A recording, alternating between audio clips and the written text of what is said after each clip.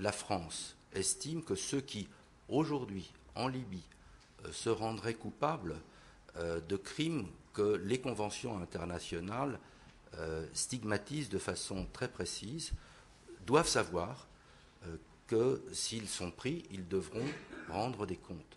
Nous ne sommes pas dans une logique d'intervention.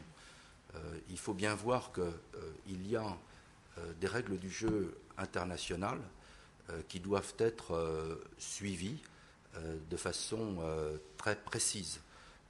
Les textes sont là, c'est la Charte des Nations Unies, c'est toutes les conventions internationales, et je crois qu'il faut être très attentif à ne pas s'engager dans une voie.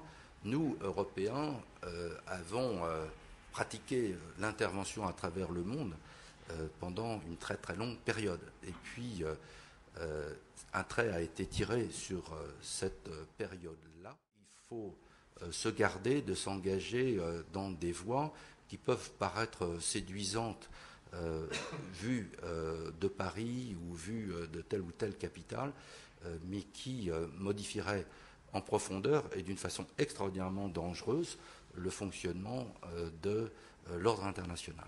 Je crois que c'est très important au-delà que nous réfléchissions à des sanctions qui sont à la disposition de l'Union européenne, interdiction de séjour, gel des avoirs, etc. Mais ce qui me paraît le plus important dans la période actuelle, c'est un message simple, que ceux qui commettent des crimes contre l'humanité, des crimes de guerre, des crimes contre leur peuple, sachent que la communauté internationale leur demandera de rendre des comptes. Et quand je dis rendre des comptes, c'est l'existence de... Je touche plus rien. C'est l'existence de procédures judiciaires qui peuvent les amener à se retrouver condamnés à de lourdes peines de prison.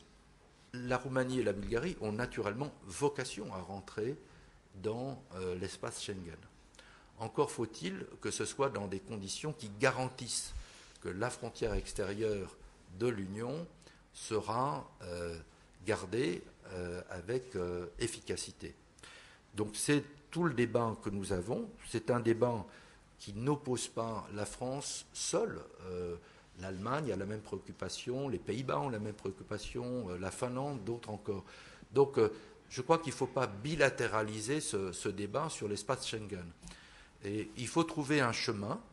Ce sont des dossiers très techniques en réalité, donc il faut les aborder sous l'angle technique.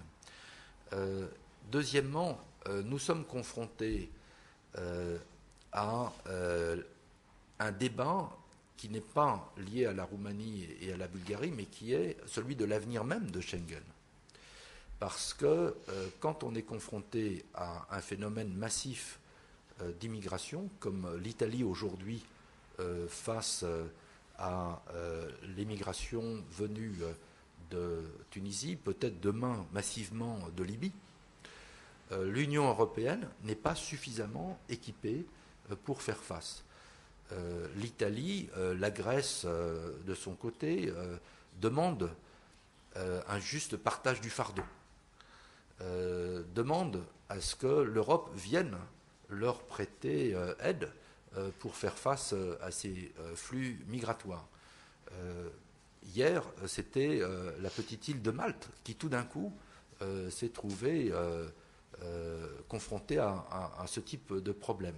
Et donc, c'est un débat que nous devons avoir entre tous les partenaires de l'Union européenne, les 27, pour savoir comment nous pouvons mieux renforcer nos outils dans ce domaine. On a été confronté à la crise financière qui a menacé l'euro.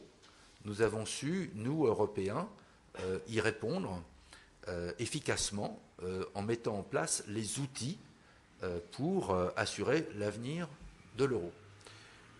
Aujourd'hui, demain, on risque d'être confronté à une vraie menace migratoire massive.